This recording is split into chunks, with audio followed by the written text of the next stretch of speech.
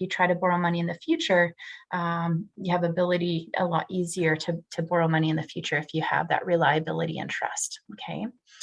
So good credit demonstrates that trust and reliability. People that might be interested in looking at your credit report are banks or credit unions. If they're opening a bank account for you, if they're going to give you a loan in the future, they'll want to see that. Landlords would want to look at your credit because if you're renting off of them, they want to make sure that you're going to be paying your rent on time if you're living in the house that they're renting to you. And then some employers, and I will stress here, not all employers want to see a credit report. Some employers do want to see that. For example, if you're working in a financial institution or selling insurance, if you work in a police or military, those organizations will usually like to see a credit report, but not all employers need to see that or need to have access to that, okay? And why an employer would want to see that is, for example, I work in finances. My employer needs to make sure that I have good credit history because I'm teaching you about finances. Now let's look at this example here when we're using credit wisely. So in this example, a credit card, a normal credit card has an interest rate on average is 19.9%, okay? Now in this scenario here, the person would owe $3,000 on their credit card and they're making minimum payments on that credit card. So in that scenario, it's $60. They always continue to make those minimum payments. Now, I would like the group here to guess how many years it will take this person to pay off that credit card if they are only making a minimum payment, okay? So when we're thinking about this example, when they're paying that $60, a very large portion of that $60 goes towards the interest. Very little of that amount will go to pay down that $3,000 because they're just making that minimum payment. So if you can guess, how many years do you think it will take this person to pay off that credit card?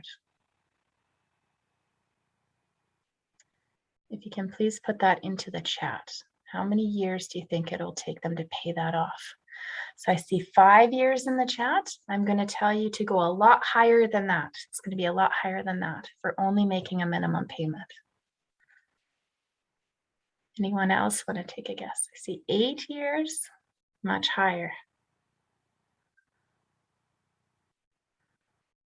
Give you one more chance to guess there if anybody wants to put that in there.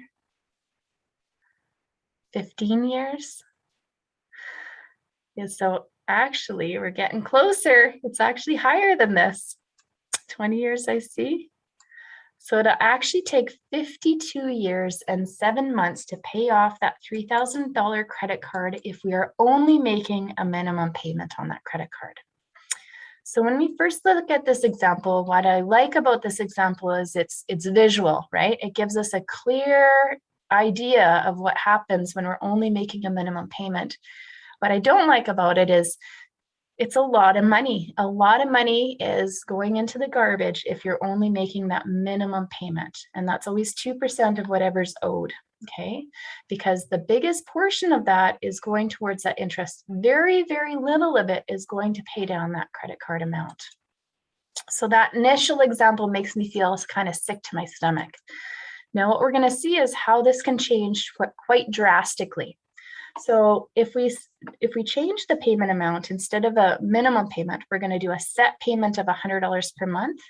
Now I want you to guess how fast you can pay off that debt. So this $40 is going all to paying down that $3,000. Very little of the 60 will go to pay down that $3,000. So we're going to start making some impact on that. So how many years do you think that's going to take us to pay down that credit card if we're making a bigger payment? I see 6 or 7 years. You're getting pretty close. So actually a little bit lower than that, if anybody wants to guess on that.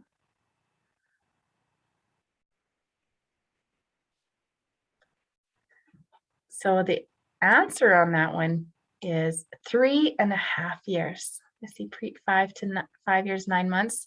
So very good estimations there. But what we can see is it is a night and day